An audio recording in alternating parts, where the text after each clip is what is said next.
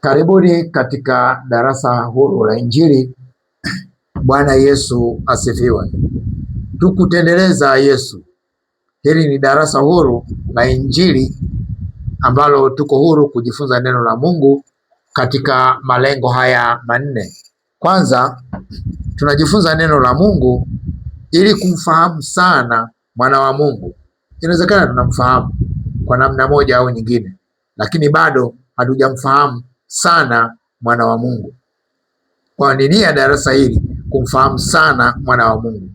Kumbuka, kuokoka ndio mwanzo wa maisha ya wokovu, na ukiokoka, Biblia inaita mtoto mchanga, unatakiwa kunyweshwa maziwa, kupewa chakula ambacho ni maziwa yasiyogoshiwa, ili upate kukulia wokovu. Kwa hiyo, na unatakiwa kukua kwenda hadi wapi? Biblia inatueleza katika Waefeso sura ya 4 kwamba tunatakiwa kukua. Hatua ya mwisho, hatua 7 za kukua kwa kanisa, kwa mtu kila aliyeokoka anatakiwa apitie kukua katika wokovu katika hatua 7, na hatua ya mwisho ni kufika kwenye kimo cha utimilifu wa Kristo, au tukue mpaka tufanane na Kristo. Sasa sio leo, ni hatua kubwa, na kanisa halikui wala haliongezeki. Kanisa limedumaa kwa sababu ya torati na sheria zinazofundishwa ndani ya kanisa, lakini nini ya darasa hili? Kufundishana neno la Mungu kama lilivyo. Dhumuni la pili, tunafundishana neno la Mungu ili kukua katika neema na katika kumjua Bwana wetu na Mwokozi wetu Yesu Kristo. Katika lengo hili kuna komponenti mbili. Komponenti ya kwanza ni kukua katika neema. Kumbe neema inayotuokoa na kutufundisha na yenyewe inakuwa, inatakiwa iongezeke. Kwa hiyo ni nia ya darasa hili kujifunza ili kuongeza mtaji. Kila mwanafunzi wetu aweze kuongeza mtaji wa neema, iongezeke. Lakini komponenti ya pili ni kukua katika kumjua Bwana Yesu na kukua katika kumjua na kumfahamu. Lakini komponenti lengo la tatu ni kujifunza neno la Mungu mpaka Kristo aumbike ndani yetu. Na lengo la 4 ni kukua kwa kuwa na kiu, kulipokea neno la Mungu kwa moyo wa uelekevu na kuyachunguza maandiko kila siku ili tuweze kuona kama mambo ndivyo yalivyo. Hayo ndiyo malengo yetu makuu manne ambayo yanasababisha kuwa na hili darasa. Tunatamani kuwa na wanafunzi kweli kweli wa Kristo ambao watakuwa wako tayari kujifunza na kubadilika na kufanana naye. Mimi ni sauti ya mtu aliyaye nyikani, itengenezeni njia ya Bwana. Darasa hili linapatikana katika chaneli ya Mwalimu Kimweri TV, na mwisho wa somo hili tunaomba uweze kukubali kusubscribe, kushare, comment na kulike, na Mungu akubariki. Leo tunaanza safari ya siku 3 ya kujifunza mambo makubwa, mabadiliko makubwa ambayo Bwana Yesu aliyafanya kwa kazi ya msalaba. Mabadiliko makubwa ambayo Bwana Yesu aliyafanya kwa kazi ya msalaba. Na katika safari ya leo, tunapoanza siku ya kwanza, nataka tujifunze kichwa kinachosema Mungu kwa kazi ya msalaba alibadilisha kitasa na funguo. Mungu kwa kazi ya msalaba alibadilisha kitasa na funguo, au alibadilisha point of intersection. Alibadilisha point of intersection. Kwa hiyo katika somo la leo tutayataja mara kwa mara maneno hayo mawili: Mungu kubadilisha kitasa na funguo, na Mungu kubadilisha point of intersection. Tuanze kwa kusema hivi: Mkristo asipoelewa tofauti ya Agano la Kale na Agano Jipya atapata shida kukua. Mkristo asipojua au akikataa kujua mabadiliko yaliyoletwa na Agano Jipya na kuyafuata hawezi kukua. Kuna haja ya kanisa, watu waliookoka, kulijua zaidi Agano Jipya kuliko Agano la Kale. Kuna haja ya kupokea mabadiliko yaliyotokea, maana Wayahudi waliyapinga na wakamkataa Yesu. Hadi leo hii wanasubiri Yesu wao, wanasubiri Masihi wao, lakini huyu Masihi aliyekuja, ambaye ndiye aliyetabiriwa katika Biblia, wanamkataa kabisa. Na wako Wakristo ambao wanamkataa Yesu. Inawezekana ni kwa matendo, kwa vinywa vyao wanaweza wakaonekana ni Wakristo, lakini kwa matendo yao wanamkataa Kristo, na hao tunao wengi. Sasa usipojua mabadiliko yaliyoletwa na Agano Jipya na kuyaishi, basi utakuwa ni Mkristo asiye na matunda. Kwa nini? Kwa sababu utakwenda kwa mazoea tu. Kwa nini? Kwa sababu utakwenda kwa kutumia funguo za zamani, wakati Mungu amebadilisha kitasa. Kwa nini? Utatumia Agano la Kale la sheria na Torati na amri 10 katika Agano Jipya.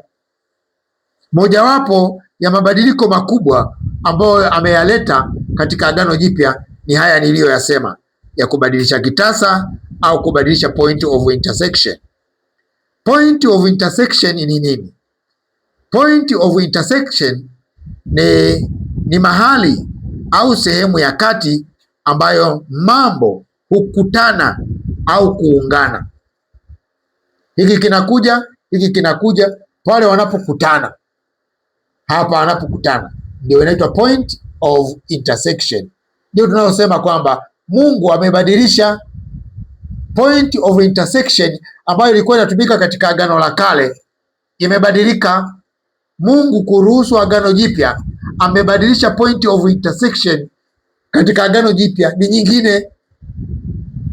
Kwa hiyo point of intersection ni mahali ambapo vitu viwili au zaidi hukutana. Point of intersection ni nini? Ni kiini ambacho kinaunganisha pande mbili zilizo sawa au zilizo tofauti. Kibiblia tunaweza tukasema point of intersection ni mahali ambapo Mungu na mwanadamu hukutana. Mungu anakuja kwenye agano na mwanadamu analifuata agano. Wanapokutana, pale wanapokutana kwenye agano likiwaunganisha, hiyo ndio tunaita point of intersection. Kwa hiyo Agano la Kale lilikuwa na point of intersection zake na Agano Jipya lilikuwa na point of intersection zake. Tuanze na Agano la Kale. Agano la Kale, Mungu alikutana na Wayahudi au Israeli kupitia Musa kwa point intersection za kimwili kabisa, kwa sababu Agano la Kale ni agano la kimwili. Yaani ukitaka kupata tafsiri rahisi au tofauti rahisi, Agano la Kale lilikuwa ni agano la kimwili, lilizingatia mwili, matendo ya mwili kabisa. Ndio maana ulikuwa ni utii wa mwilini, tofauti na Agano Jipya lenyewe linahurusu roho na nafsi. Ndio tofauti yake kubwa. Sasa point of intersection katika Agano la Kale ni vile vitu ambavyo vinagusika, vinaonekana kwa macho, ambayo ni hekalu au hema ya kukutania. Mungu alikuwa anakutana na watu wake kule. Point of intersection ilikuwa inapatikana hekaluni au katika hema. Wanapoenda kumwabudu Mungu kule, Mungu ndipo anapokutana na watu wake. lakini utoaji wa sadaka ilikuwa pia ni point of intersection.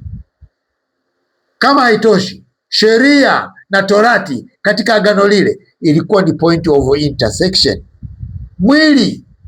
Miili ya wana wa Israeli ilikuwa ni point of intersection, hasa katika agano la Ibrahimu, ambapo walitakiwa kufanya tohara kwa watoto wa kiume wakiwa na siku 8 walifanyiwa tohara kama sehemu ya agano.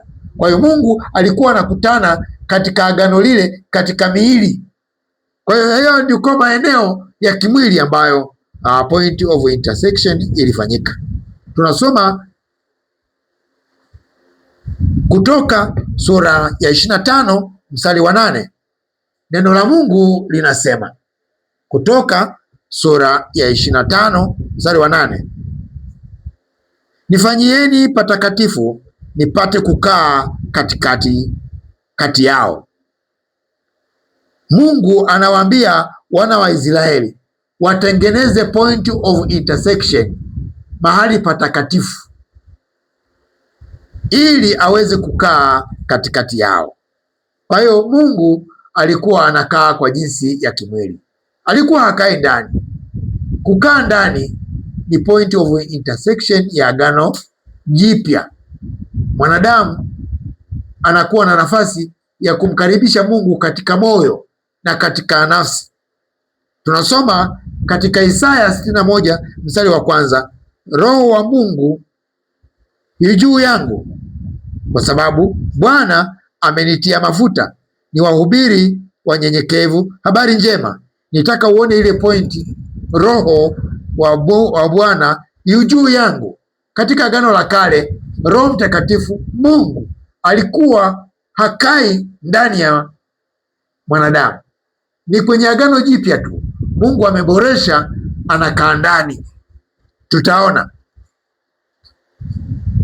katika agano jipya kuna point of intersection tofauti kabisa, na ndiyo hayo mabadiliko makubwa yaliyoletwa na kazi ya msalaba. Ukristo wetu ni Ukristo uliopokea mabadiliko. Mkristo asipopokea mabadiliko, kuna wasiwasi ya huo Ukristo. Lakini point of intersection za agano jipya ni hizi zifuatazo. Kwanza, Mungu anakaa moyoni mwa mwanadamu. Katika moyo wa mwanadamu, point of intersection ni imani peke yake. Kwa hiyo Mungu katika agano jipya anakutana na mwanadamu kwa imani, moyoni kwa imani, au rohoni kwa imani. Anakutana na Yesu mwenyewe kupitia imani. Anakutana na Roho Mtakatifu mwenyewe kupitia imani. Na point of intersection hii ilitabiriwa au ilitangazwa mapema kabisa, tangu Mungu mwenyewe alipotangaza agano jipya katika Yeremia sura ya 31 mstari wa 31 hadi ule wa 33. Nitasoma. Angalia, siku zinakuja, asema Bwana, nitakapofanya agano jipya au kitasa kipya na nyumba ya Israeli na nyumba ya Yuda. Katika kitasa hiki si kwa mfano wa agano lile, au nitafanya agano jipya si kwa mfano wa agano lile nililolifanya na baba zao katika siku ile nilipowashika mkono ili kuwatoa katika nchi ya Misri, ambalo agano langu hilo walilivunja, ingawa nalikuwa mume kwao, asema Bwana. Mstari wa 33, basi agano hili ndilo nitakalolifanya na nyumba ya Israeli baada ya siku zile, asema Bwana. Sikiliza sasa, nitatia sheria yangu ndani yao. Point of intersection ilitabiriwa kubadilika tangu kwenye mpango. Mungu anapoeleza na kulitangaza agano jipya na kueleza mpango, anasema kuna badiliko. Sheria zangu sitaziandika tena kwenye mbao za mawe. Sitaziandika kwenye mawe wala kwenye mbao wala kwenye ngozi. Hapana, hiyo ni agano la kale. Kuna mabadiliko ya point of intersection, kwamba sheria zangu nitaziandika ndani ya mioyo yao, na katika mioyo yao nitaandika, nami nitakuwa Mungu wao, nao watakuwa watu wangu. Mungu alieleza mapema kabisa kwamba ninakuja na agano jipya ambalo halitakuwa sawa na agano lile, halitakuwa copy and paste. Hili litakuwa lingine kabisa. Na hapa anasema watu hawa walilivunja agano langu, walilivunja. Mstari wa 32. Kumbe walilivunja lile agano. Sisi tunapolifuata tunalifuata wakati wenye agano walilivunja. Lile agano ni maana limefutwa, kwa sababu waliokuwa wanalitekeleza Israeli wenyewe walilivunja, na walikuwa na haki kutekeleza sheria 613, wakati Adamu na Hawa walipewa moja tu wakaivunja, kwamba mti huu msile, wakavunja. Israeli wakapewa 613. Kwa nini wasivunje? Na sheria ilikuwa inasema ukivunja moja, hata kama umetekeleza 612, ukivunja moja ya 613 umevunja zote. Nani anayeweza? Nani anayeweza? Hata wale wanaoendelea ni kama wanajifariji tu. Wakorinto wa kwanza sura ya 3 mstari wa 16 anasema, hamjui ya kuwa ninyi mmekuwa hekalu la Mungu, na ya kuwa Roho wa Mungu anakaa ndani yenu? Mstari huu unatuonyesha sasa kwamba tayari baada ya kanisa, Roho Mtakatifu sasa anakaa ndani ya kanisa, ndani ya Wakristo, ndani ya watu waliookoka. Roho Mtakatifu anakaa ndani, tofauti na tulivyosoma katika Isaya sura ya 36 mstari wa kwanza. Anasema Roho wa Bwana yu juu yangu. Lakini hapa katika Agano Jipya kuna maboresho, kwamba Roho Mtakatifu anakaa ndani na miili yetu inabadilika kuwa hekalu. Kwa hiyo Agano Jipya Mungu amebadilisha kitasa na funguo, au point of intersection. Wasiojua au wasiotaka kujua au wabishi wanakuja na funguo za zamani katika kitasa kipya. Tusiende kwa uzoefu wala kwa mazoea, bali tunapaswa kwenda kwa maelekezo mapya kama kanisa. Tukienda kwa mazoea, ndio pale tunapokwenda kwenye kitasa cha neema kwa funguo za Torati. Haziwezi kufungua, na wengi wamekwama, na kanisa limekwama. Mungu atusaidie ili tuweze kufika mahali pa kuweza kupata maelekezo ya kitasa kipya kwa funguo mpya. Ukweli ni kwamba sio kila funguo inayoingia katika kitasa basi ni lazima ifungue, sio kweli. Au inayoingia kwenye kufuli, sio kweli. Kwa wale wenye vitasa na wenye funguo wanajua kwamba funguo kuingia kwenye kitasa au kwenye kufuli ni jambo moja, lakini kufungua kufuli au kitasa ni jambo jingine. Mathayo sura ya 16 mstari wa 19, neno la Mungu linasema, nami nimekupa wewe funguo za ufalme wa mbinguni, na lolote utakalolifunga duniani litakuwa limefungwa mbinguni, na lolote utakalolifungua duniani litakuwa limefunguliwa duniani. Kwa hiyo kitu gani tunajifunza hapa? Kwamba baada ya kuokoka Mungu anakupa funguo kwa ajili ya kitasa. Kwa nini akupe funguo wakati funguo za Agano la Kale zipo? Ni kwa sababu ya mabadiliko, kwamba Agano la Kale lilikuwa na funguo zake na kitasa chake ambazo hazifanyi kazi sasa katika kitasa cha Agano Jipya. Ni kama ilivyo kwamba Mtanzania hawezi kudai haki kwa katiba ya Tanganyika. Tanganyika ilikuwa na katiba yake. Utakuwa unafanya vitu vya ajabu sana kama leo hii Mtanzania kudai haki yako kwa katiba ya Tanganyika. nani atakayekupa? Kwa sababu katiba ile ilifutwa kama lilivyofutwa Agano la Kale, halipo, haliwezi kukusaidia.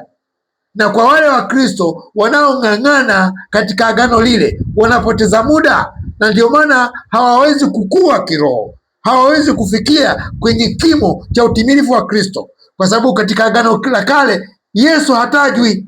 Yesu anatajwa kwenye Agano Jipya kuzaa kanisa, na kanisa likizaliwa na Agano Jipya ni lazima likuzwe na Agano Jipya.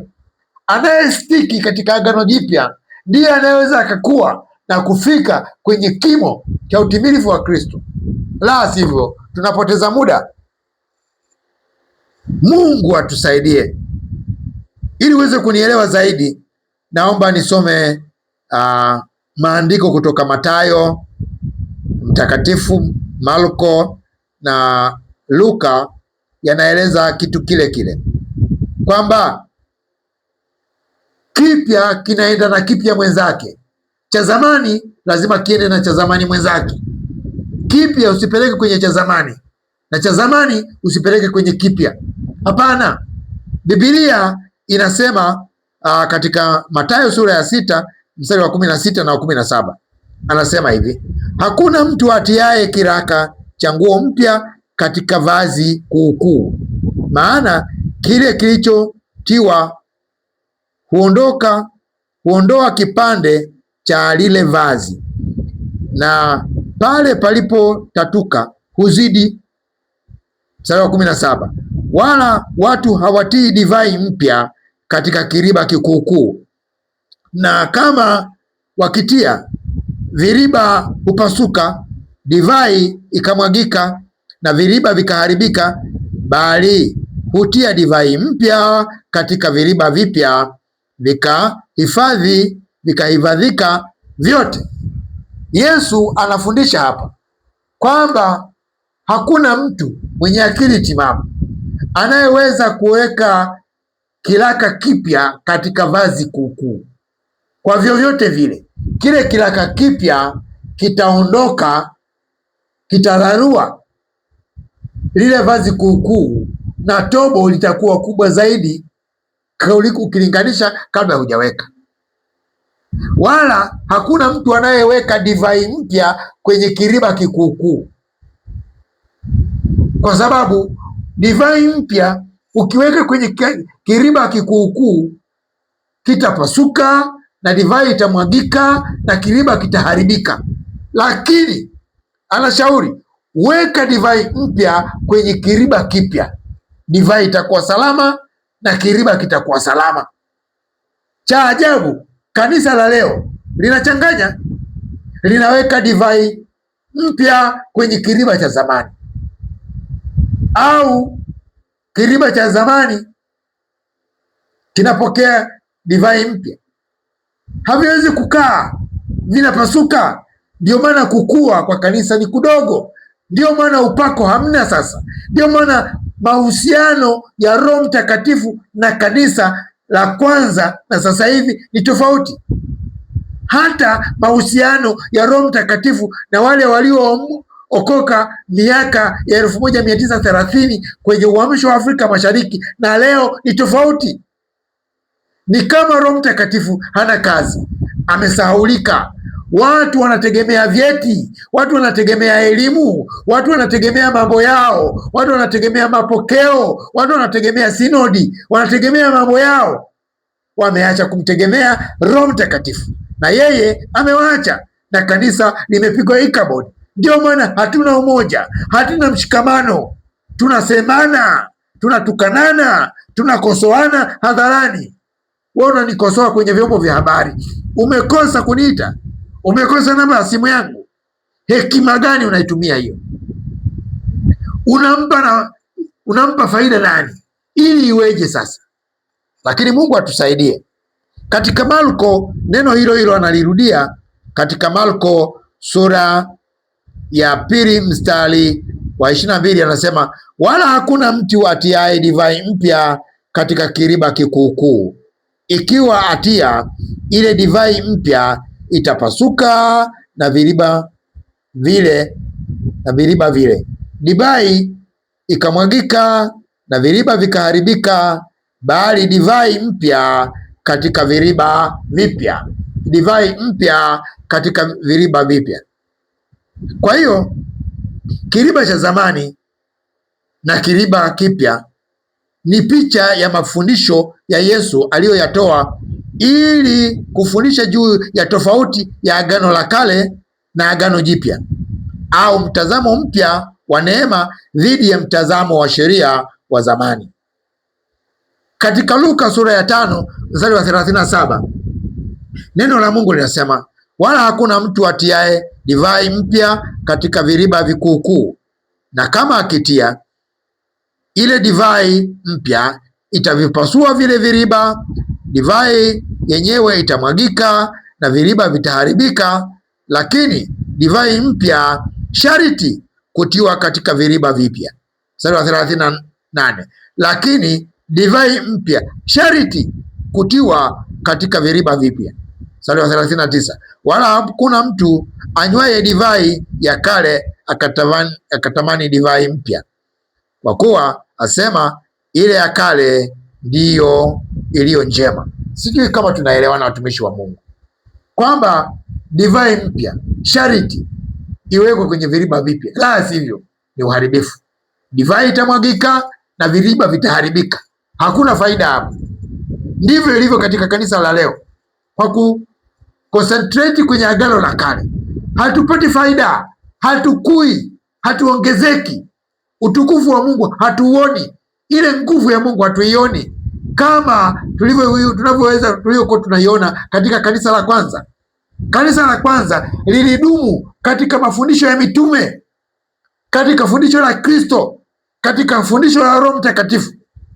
Angalia sasa kanisa la leo, tunadumu katika mafundisho ya Agano la Kale, katika Torati, katika kanuni, katika mafundisho ya kimila. Wewe fikiria, hata mafundisho ya kimila na ya dini nyingine tunafundishana aina 99 za majini. Kweli tunafundishana mambo ya kimila, mambo ya matambiko, mambo ya mizimu, kwamba mizimu ina nguvu, mizimu ya wahenga, kitovu. Jamani, ndiko tulikofikia. Ndio maana kanisa liko kama lilivyo.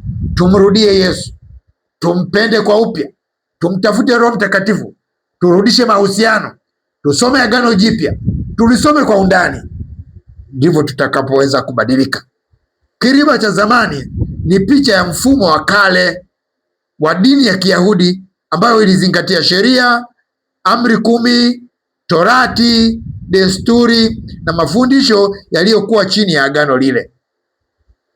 Inawakilisha watu kiriba cha zamani inawakilisha Wakristo wasiotaka mabadiliko au kupokea mabadiliko mapya ya Agano Jipya. Ni mfano wa moyo mgumu wa kuikataa neema ya Kristo, na kuikataa neema ya Kristo kwa kuikosoa kwamba ni uholela, lazima kuikamilisha kwa Torati.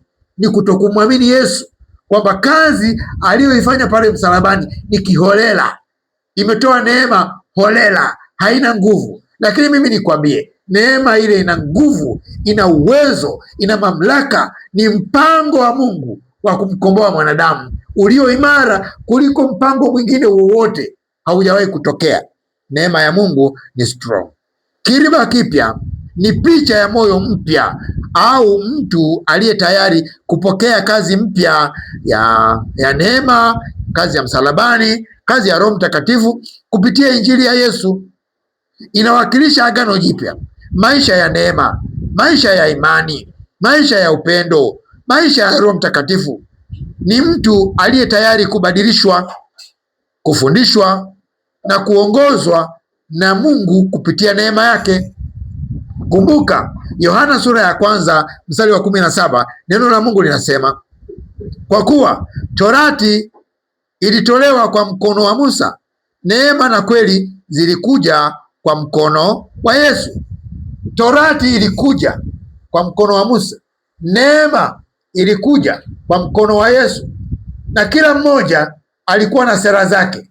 Yesu alikuwa na wanafunzi wake, Musa alikuwa na wanafunzi wake. Yesu ana amri zake, Musa ana amri zake. Yesu ana maneno yake, ana mafundisho yake, Musa ana mafundisho yake. Watu wanaona kuna watu wengine wanaona mafundisho haya yako sawa, kitu ambacho sio kweli. Yesu alikuja na divai mpya, alikuja na mafundisho mapya, alikuja na point of intersection mpya ambazo ni neema, kweli, uzima wa milele. Na haiwezekani kutoshea katika kiriba cha divai ya dini. Neema haiwezi kutoshea, desturi haiwezi kutoshea, bali imani. Lakini nikupe mgogoro tangu wakati wa Yesu, wakati anaanza huduma yake, alikuwa anapambana na Mafarisayo na Masadukayo. Walikuwa hawaikubali huduma yake tangu mwanzo. Katika Yohana sura ya 8 mstari wa 3 hadi ule wa 5, Biblia inatueleza walikuwa wanamjaribu wakijua kwamba hayuko pamoja nao. Kaambia, waandishi na Mafarisayo wakamletea mwanamke aliyefumaniwa katika uzinzi, wakamweka katikati yao, wakamwambia, Mwalimu, mwanamke huyu amefumaniwa alipokuwa akizini. Basi katika Torati ya Musa alituamuru kuwapiga kwa mawe wanawake wa namna hii. Nawe wasemaje? Wanauliza swali ambalo ni la mtego. Fikiria, wameleta mwanamke, wanasema wamemkamata akizini. Alikuwa anazini mwenyewe. Ni unafiki wa hali ya juu ambao baadhi ya makanisa huo unafiki upo. Wanawatenga watoto wa kike waliopata mimba bila kuwafuatilia wavulana waliowapa mimba. Matokeo yake binti anatengwa na kanisa, lakini mwanaume aliyempa mimba anaendelea kuimba kwaya, anaendelea kuhubiri kwa sababu hana kidhibiti, kwa sababu hajakamatwa. Ni unafiki wa hali ya juu sana. Lakini pointi yangu nitaka uone kwamba Musa aliwaamuru kwamba watu wanaofumaniwa wapigwe kwa mawe. Na mimi nawashangaa wale wanaozingatia Torati, wanapenda kuihubiri Torati. Kwa nini hawapigani mawe? Ilipasa kama kweli wanaishika Torati, si unafiki, wale wanaokamatwa na dhambi wapigwe mawe mpaka wafe, tungejua ndio wanaishika Torati. La sivyo ni wanafiki tu kama wanafiki wengine. Kama si wanafiki na wanashika Torati kweli na kuizingatia, basi wapigane mawe. Aidha watuambie wao ni watakatifu kuliko taifa la Israeli, hawafanyi dhambi. Watuambie hivi kwamba hawafanyi dhambi, ndio maana hakuna wa kupiga mawe, au wanashika sheria ya kinafiki, hawapigani mawe. Ndio maana Yesu alikuja, kwa sababu Torati ni ngumu kuitekeleza. Yesu kaleta point of intersection na kubadilisha kitasa. Yesu alijaribiwa kwa namna hiyo kuonyesha mgogoro, lakini mgogoro huu uliendelea hata Yesu alipoondoka. Wanafunzi waliobaki walihubiri Injili, wale waliookoka mataifa wakalazimishwa kwamba ni lazima mshike sheria ya Musa, kama ilivyo kwa baadhi ya makanisa au madhehebu ya sasa, kwamba ni Wakristo ndio, lakini watu wanalazimishana kutoa zaka, wanalazimishana kushika sheria, wanalazimishana kushika amri 10. Mgogoro ule ule ambao ulitokea katika kanisa la kwanza. Tunasoma habari hizi katika Matendo ya Mitume sura ya 15 mstari wa kwanza. Tunaruka tunakwenda mstari wa 5. Neno la Mungu linasema hivi: wakashuka watu waliotoka Uyahudi wakawafundisha wale ndugu ya kwamba msipotahiriwa kama desturi ya Musa hamwezi kuokoka. Wako watu mpaka leo hii mgogoro huu unaendelea. Watu wameokoka wanatiwa kikwazo kwamba wokovu wako haujakamilika, mpaka wako watu ambao wanaikosoa neema ya Mungu kwamba ni holela, mpaka Huwezi kuokoka mpaka ubatizwe kwa maji mengi. Huwezi kuokoka mpaka unene kwa lugha. Huwezi kuokoka mpaka usali kupitia Mariamu. Huwezi kuokoka mpaka, hayo mambo yako mengi na yanakwenda tofauti na neno, na hawatofautiani na hawa Wayahudi. Katika mstari wa 5 neno la Mungu linasema, lakini baadhi ya madhehebu ya Mafarisayo waliowaamini wakasimama wakisema, ni lazima kuwatahiri na kuwaagiza kuishika torati ya Musa. Haya ni mambo ya ajabu sana. Haya ni mambo ya ajabu sana ambayo yanaenenda hata katika kanisa la leo kabisa, bila haya, bila aibu. Watu wanashikishana sheria. Kwa uelewa nilio nao ambao Roho Mtakatifu amenipa, kanisa au Wakristo wana mitazamo mitatu tofauti. Katika tofauti ya Agano la Kale na Agano Jipya imesababisha ufa. Kuna ufa mkubwa, kuna mgogoro mkubwa, na kanisa, Wakristo wamegawanyika katika mitazamo mikubwa mitatu. Mtazamo wa kwanza, wako ambao wao wanalithamini Agano la Kale tu, na Agano Jipya kwao sio hoja, ni subsidiary, ni ziada. Ni wale wanaosali siku ya Jumamosi. Wao hawana walichokipunguza, wameuchukua Uyahudi 100%, kasoro kupigana kwa mawe wanaotenda dhambi. Ndio kitu cha ajabu hicho. Lakini mtazamo wa kwanza, wao wameconcentrate kwenye Agano la Kale tu. Yesu hawana habari nao, neema hawana habari nayo. Huu ni mtazamo wa kwanza, na mtazamo huu unasababisha watu wengi sana kukataa mabadiliko yaliyotamkwa na Agano Jipya. Watu wengi hawamwamini Yesu Kristo kama inavyopaswa. Watu wengi sio Wakristo, bali wao wana elementi za Kiyahudi zaidi kuliko za Kikristo. Tunasoma habari hizi katika Yohana sura ya 4 mstari wa 21 hadi 23, utapitia. Mtazamo wa pili ni mtazamo ambao wao wana concentrate kwenye Agano Jipya tu, na Agano la Kale ni ziada. Wao Agano la Kale haliwasumbui, ni subsidiary, ni ziada tu.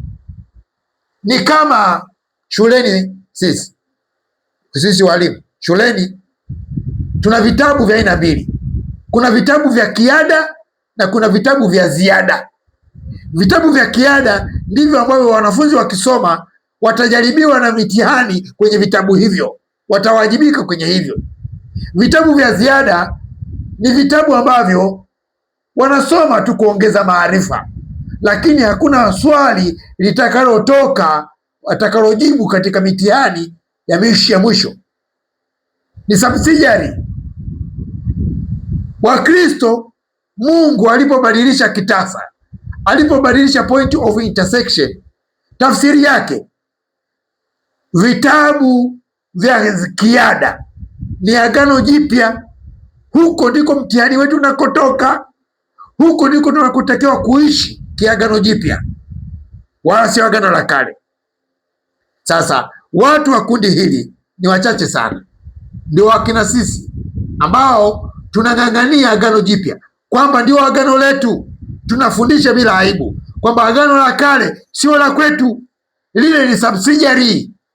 Na hapa ndipo tunapopata maneno mawili, illustration na instruction kwa Kiingereza. Agano Jipya tunatakiwa tulitumie kama source of instruction, chanzo cha maelekezo ya kuyatii na kuyaishi ni Agano Jipya. Lakini Agano la Kale tunatakiwa tulitumie for illustration, kama ilivyoandikwa katika Wakorintho wa kwanza sura ya 10 kuanzia mstari wa 6 mpaka wa 11. Anasema mambo haya katika Agano la Kale yaliandikwa kuwa mifano kwetu sisi tuliofikiriwa na mwisho wa nyakati. tukiwaona walioingia kwenye uzinzi na uasherati walivyopigwa, inakuwa mfano kwetu. Walioabudu mizimu wakapigwa katika Agano la Kale, inakuwa mfano kwetu. Tunatakiwa tulitumie kwa namna hiyo, lakini sio for illustration. Hapana, hakuna neno la kulifanyia kazi. Maneno ya kufanyia kazi ni Agano Jipya for instruction. Basi mtazamo wa tatu. Muda unakwenda sana. Mtazamo wa tatu. Mtazamo wa tatu ni mtazamo ambao unachukua mafundisho ya maagano yote mawili kama fundisho moja. Hawa wanaona maagano yote yanawahusu, yote wanayahusu, wanayafanya yote.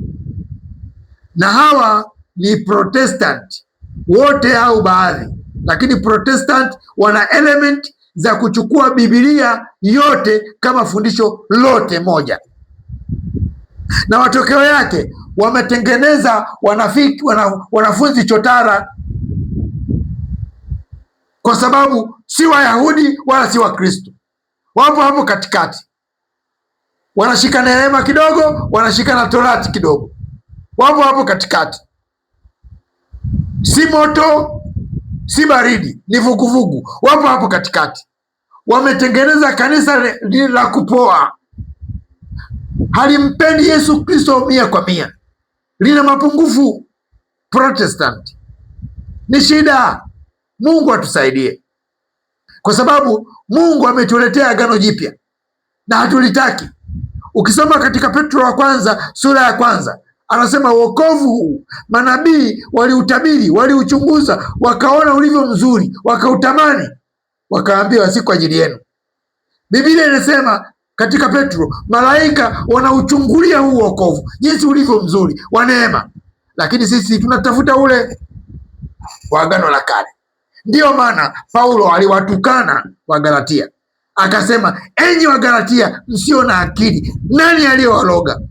Wakati Yesu amekuja kuliondoa Agano la Kale, sisi tunalirudisha. Kweli ni kulogwa, kweli kanisa limelogwa, kweli Wakristo wamelogwa. Watu wanamkataa Yesu, wanaikataa neema, wanafikiri haitoshi, wanaona ni nyepesi mno, lazima waijazilize na Torati, waijazilize na sheria.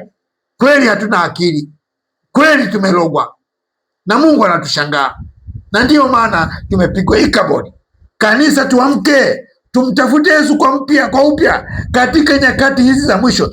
Sisi ni Wakristo kwa sababu ya Kristo tuliye naye ndani yetu, tuliyemwamini. Mtu ambaye ni Mkristo kama hakumwamini Kristo, yeye si Mkristo hata kama kabatizwa. Yeye si Mkristo hata kama ananena kwa lugha. Yeye si Mkristo hata kama anaenda kanisani, kwa sababu kwenda kanisani sio Ukristo. Ukristo ni kuwa na Kristo. Sasa watu wanachanganya madesa katika mitazamo hiyo mitatu. Neema na imani ni sawa na kitasa na ufunguo.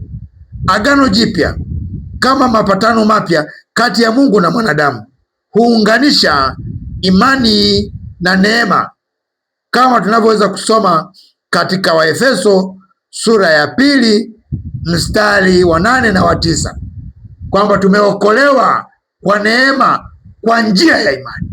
Mstari wa 9 anasema, wala si kwa matendo ya sheria, mtu awaye yote asije akajisifu.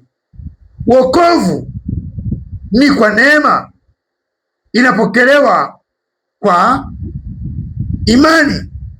Neema ni sawa na kitasa kinachotoka kwa Mungu chenye mfumo wa ahadi, na tena Mungu amempa mwanadamu imani kama ufunguo wa kitasa hicho, ili awe huru kuingia na kutoka katika agano hilo. Agano limesimama kwa Mungu atoe neema inayotosheleza ahadi, iliyosheheni ahadi, lakini mkono wa kupokelea ni neema. Neema ya Mungu ni sawa na kitasa, kama nilivyosema, cha geti au cha mlango chenye chumba kilichojaa zawadi mbalimbali ambazo ni ahadi bora. Huwezi kuzipata hizo ahadi bila kuwa na funguo, na funguo hiyo ni imani. Neema ni kitasa kutoka kwa Mungu chenye kinachofunguliwa kwa password. Password inayofungua hicho kitasa cha neema ni imani, na neema ni kitasa cha mlango wa chumba kilichojaa uwepo wa Mungu, msaada, wokovu, uponyaji, miujiza, ishara, baraka zote, lakini zimefungwa ndani ya kitasa, zimefungiwa kwa kitasa. Ni lazima uwe na ufunguo wa kitasa hicho, na sio kila funguo inaweza ikafungua, bali ni funguo husika ndiyo inaweza kufungua. Warumi sura ya 10 mstari wa 17, neno la Mungu linasema, basi imani chanzo chake ni kusikia, na kusikia huja kwa neno la Kristo. Unaona, Mungu ametupa neema, tunaipokea kwa imani, lakini imani hii bado chanzo chake ni Mungu. Anatupa neema jinsi Mungu anavyotupenda. Kama haitoshi, lakini bado anatupa nini? Na imani, ambazo chanzo cha imani hiyo ni kusikia neno la Kristo. Imani ya Kristo unaipata kwa kusikia neno la Kristo. Imani ya Kristo huwezi kuisikia kwa neno la Musa, kwa Agano la Kale, haiwezekani. Roho Mtakatifu atufungue. Kwa nini hatuelewi? Kwa nini tunakuwa wazito, tunachanganya madesa? Imani ya Kristo itapatikana kwa mafundisho ya Kristo. Mungu atusaidie, Mungu atuokoe. Waebrania 11:6 anasema hivi, lakini pasipo imani. Sasa uone umuhimu wa imani. Pasipo imani haiwezekani kumpendeza Mungu. Huo ndio umuhimu wa imani ambayo tunayo katika Agano Jipya. Hakuna kitu muhimu kwa Mkristo kama imani kwa Yesu, kwa Mungu, kwa neno lake, kwenye neema. Ukisema namwamini Yesu, kwenye lipi? Unamwamini Yesu kwa kazi ya msalaba, na kazi ya msalaba imekupa neema. Ukiona neema ina mapungufu, hujamwamini Yesu, umekataa Ukristo, kwa sababu Ukristo ni kuipokea neema ya Kristo katika utimilifu wake, bila kuijaziliza na sheria, bila kuijaziliza na Torati, bila kuijaziliza na kanuni. Neema peke yake. Mwenye mashaka na neema sio Mkristo, ameukana Ukristo, hata kama ni askofu, hata kama ni mchungaji, hata kama ana cheo gani. Ukiidharau neema, umemdharau Kristo, umeidharau kazi ya msalaba, na hapo umeukana Ukristo. Mungu atusaidie. Anasema pasipo imani haiwezekani kumpendeza, maana mtu amwendeaye Mungu lazima aamini kwamba Mungu, kwamba yupo, yeye yuko, na kwamba huwapa thawabu wale wamtafutao. Kwa hiyo katika Ukristo, imani kwanza, imani namba 1, ili uweze kufungua kitasa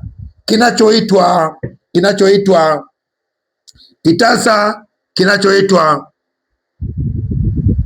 neema. La sivyo huwezi kufungua. Kumbuka katika Mathayo sura ya 16 mstari wa 19, Yesu aliwahi kusema, nami nimekupa funguo za ufalme wa mbinguni, na lolote utakalolifungua duniani litakuwa limefunguliwa mbinguni, na lolote utakalolifungua duniani litakuwa limefunguliwa mbinguni. Yesu alikuwa yuko wazi kabisa kwamba mtu aliyeokoka, Mkristo, amepewa funguo, na funguo hizo hata kama kitasa kiko mbinguni, ukizitumia huku duniani kufungua kitasa cha mbinguni, kinafungua. Hata kama kitasa unacho duniani, ukitumia hizo funguo kinafungua. Na kitasa hicho ni neema ya Mungu, na funguo tuliopewa ni imani. Ndiyo maana Agano Jipya limekaa katika miguu miwili: neema, imani. Neema, imani. Neema inadai imani, imani inadai neema. Neema hata siku moja haiwezi ikadai torati au sheria. Hapana, sio Agano Jipya. Neema inadai imani, na ndio maana unaona Yesu amezingatia imani zaidi. Wengi amewaambia imani yako imekuponya, imani yako imekuokoa. Katika Luka sura ya 18 anasema mwana wa Adamu atakapokuja ataiona imani duniani. Tutajifunza masomo yajayo umuhimu wa imani, jinsi imani ilivyo muhimu kuliko torati, kuliko sheria. Unaweza ukashika torati zako zote usihesabiwe haki, lakini ukiwa na imani utahesabiwa haki. Ibrahimu, pamoja na kwamba ni agano lile, alihesabiwa haki alipoingiza imani tu. Ukiingiza imani, Mungu hawezi kuvumilia, anakutendea tu. Mtu mwenye imani hawezi kushindwa. Mtu mwenye imani ni hatari kuliko kiumbe mwingine yoyote. Ndio maana Ibilisi anapigana na kanisa kuondoa imani katika kanisa, kwa kufundisha torati, kwa kufundisha mambo ya kutisha. Watu wanafundishana ndoto. Nilienda fellowship moja, wanasimuliana ndoto. Karine hii nimeota, na mimi nimeota, na mimi kama vile imeandikwa watu wangu wataongozwa na ndoto, wakati Biblia imesema anayeongozwa na wote wanaoongozwa na Roho wa Mungu, hao ndio wana wa Mungu. Lakini ona jinsi tunavyoipuuza neema, ona kanisa linavyopuuza imani. Miguu miwili ya Ukristo, neema na imani. Neema na imani. Neema inatoka kwa Mungu, imani iko kwa mwanadamu, kama mkono wa kupokelea zawadi inayoitwa neema. Point of intersection inapatikana katika Ukristo tunapoipokea neema kwa imani. Imani ni muhimu sana kwa Mkristo. Kosa vyote, usikose imani ambayo inajengwa katika Agano Jipya, si katika Agano la Kale.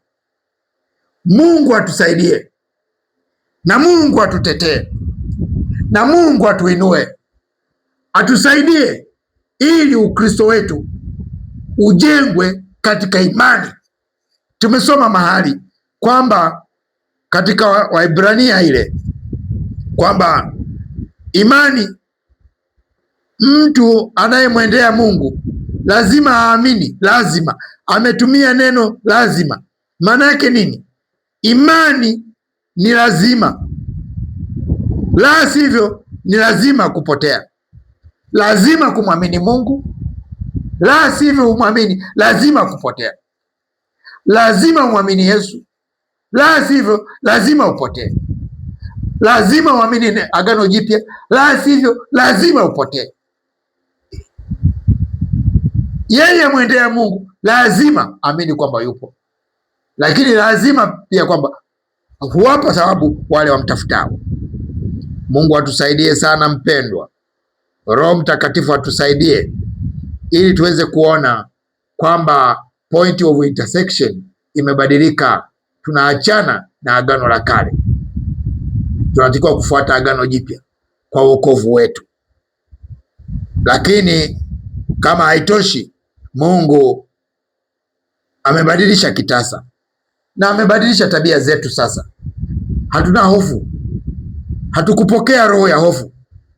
Paulo anasema katika Warumi sura ya 8 mstari wa 15 hadi wa 17, asema kwa kuwa hamkupokea tena roho ya utumwa iletayo hofu.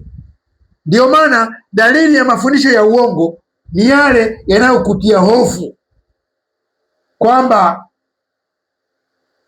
wewe una laana za babu zako, utafute kitovu. Sasa mimi na miaka 50 sasa hivi, 50 na naenda 60, kitovu changu nakipata wapi? Kwa mfano, kwa nini tunagumuisha wokovu? Ukija kuona wokovu ni mgumu, ni mgumu kwa wale wanaotumia Torati, wanaugumuisha, wanaofanya wokovu uwe mgumu, lakini wokovu ni rahisi sana. Ndio maana Yesu alisema katika Mathayo sura ya 11 mstari wa 28 na kuendelea kwamba nira yangu ni laini na mzigo wangu ni wepesi. Wokovu ni laini sana, ni kwa neema, lakini watu hawauamini. Tumwamini Yesu leo jamani, kama kanisa tumgeukie Yesu, tumwamini yeye. Tuko kwenye nyakati za mwisho, tumwamini Yesu katika ukamilifu wake. Tusome Agano Jipya, haya shime, tusome Agano Jipya, maana huku ndio kuna instruction zetu. Instruction za Mkristo ziko Agano Jipya. Instruction za Mkristo hazipatikani popote, zinapatikana kwenye Agano Jipya tu. Ukikosa Agano Jipya, ukilichukia Agano Jipya, umejichukia mwenyewe, umeichukia imani, umemchukia Kristo. Maana Kristo ametajwa wapi kwenye Agano la Kale? Ni sehemu chache chache kwa kivuli, lakini kopi, original copy ni Agano Jipya. Ndiko tunapomuona Yesu live akitenda, akiponya, akifanya ishara na miujiza na maajabu. Mungu akubariki, akupe neema. Roho Mtakatifu mruhusu akusaidie, akufundishe, anifundishe, ili tumpende Mungu, tumpende Roho Mtakatifu, tulipende andiko, Biblia, tulipende Agano Jipya, na Mungu atatubadilisha, na Mungu atatusaidia, na Ukristo wetu utakuwa na matunda. Nami nimalize kwa kusema hivi, Ukristo utakuwa hauna faida kama baada ya maisha haya unakwenda jehanamu. Hauna faida, utakuwa umepoteza muda bure, utakuwa umeenda kanisani bure, utakuwa umeimba kwaya bure, utakuwa umemtumikia Mungu bure. Maana kuna watumishi wengine watakataliwa siku ile. Ukisoma katika Mathayo sura ya 7 mstari wa 21 kwamba siku ile watakuja wakisema, tulitoa unabii, tulihubiri, tulifanya ishara hizi na hizi na hizi. Yesu anasema, ondokeni kwangu. Kitu gani ambacho kitasababisha watumishi wa Mungu waje wakataliwe? Mojawapo ni kuhubiri injili za Torati, injili za uongo. Biblia inasema kwamba wanaohubiri injili za namna hiyo wanakaa katika laana. Jitoe kwenye laana, mtumishi wa Mungu. Usihubiri Torati, usihubiri sheria, unamuudhi Kristo. Sauli aliambiwa, unaniudhi mimi. Na watumishi wa Mungu tunamuudhi kwa ajili ya kushika Torati na kufundisha Torati wakati huu wa neema. Mungu akubariki. Roho Mtakatifu awe juu yako, awe ndani yako, aendelee kukufundisha na kukuvuvia neno hili. Sikiliza haya mafundisho tena na tena na tena. Usisahau kusubscribe. Mimi ni sauti ya mtu aliaye nyikani, itengenezeni njia ya Bwana. Mimi ni mjoli wa Bwana, Mwalimu Kimweri, ambaye kwa mawasiliano tuwasiliane kwa namba 0756 760 855 0756 760 855. Ninakupenda. Mungu akubariki. Amen.